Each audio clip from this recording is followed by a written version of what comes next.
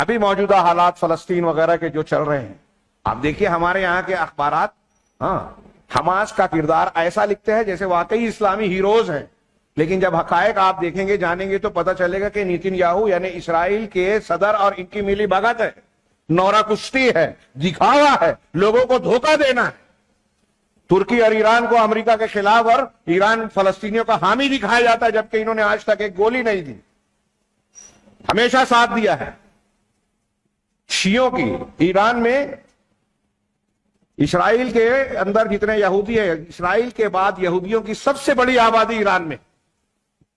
ایسی اور بھی بہت ساری حقیقتیں ہیں۔ مسلمانوں کا کئی مقامات پر آج کی تاریخ میں یہ لوگ قتل عام جہاں کر رہے ہیں وہ خبر میں بھی نہیں آتا۔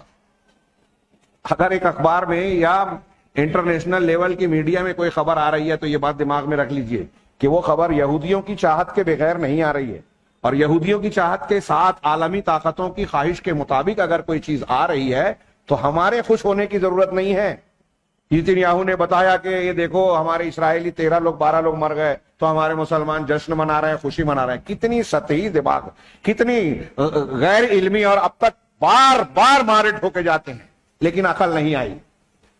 وہ جو لاشیں دکھائی جا رہی ہے وہ صحیح ہے یا غلط، یا کس مقصد سے دکھائی جا رہی ہیں؟ اپنی بیچارگی ظاہر کرنے کے لیے نہیں، بیچارگی ظاہر کرنے کے لیے نہیں، دنیا کے سامنے یہ جواز پیش کرنے کے لیے کہ اب ہم مسلمانوں پر، فلسطینیوں پر حملہ کر سکتے ہیں، ان کی بستیوں کو ویرانوں میں تبدیل کر سکتے ہیں، عمارتوں کو کھنڈر بنا سکتے ہیں، ان کی بستیوں کو لاشوں کا انبار لگا، ڈھیر لگانے کا مقام بنا سکتے ہیں۔ یہ ہمارے پاس اصول آ گیا، اب ہم کو کسی کی سننی نہیں ہے۔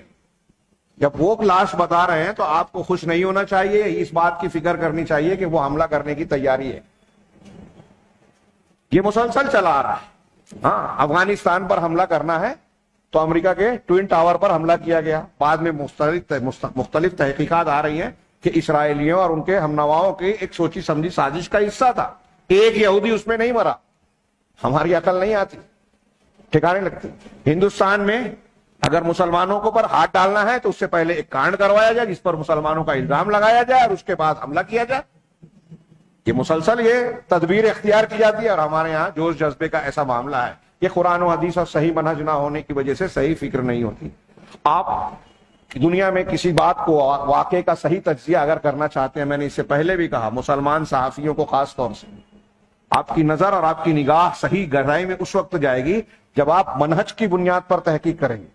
ایک آدمی، ایک گروہ اگر غلط ہے، مسلمانوں کا دشمن ہے، تو وہ مسلمانوں کے حق میں کبھی کام نہیں کر سکتا۔ اس کی کوئی ایسی خبر اگر آتی ہے جو مسلمانوں کے حق میں ہے تو آپ یہ کھنگال لیے کہ پیچھے کیا مقاصد ہے، کیوں یہ مسلمانوں کی بظاہر تائید کر رہا ہے، اس کے پیچھے ضرور کوئی نہ کوئی سازش ضرور ہے۔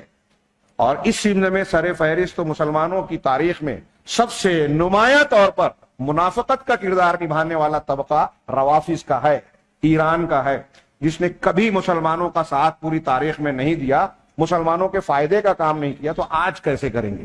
لیکن ہمارے یہاں تحریکی منہج اور بصیرت کے اتنے اندھے ہیں کہ انہیں اچھے برے اپنے پرائے کا بھی احساس نہیں ہوتا، شعور نہیں ہوتا، اور جب آپ جائیں گے تو دنیا کے فلسفے بگاڑیں گے۔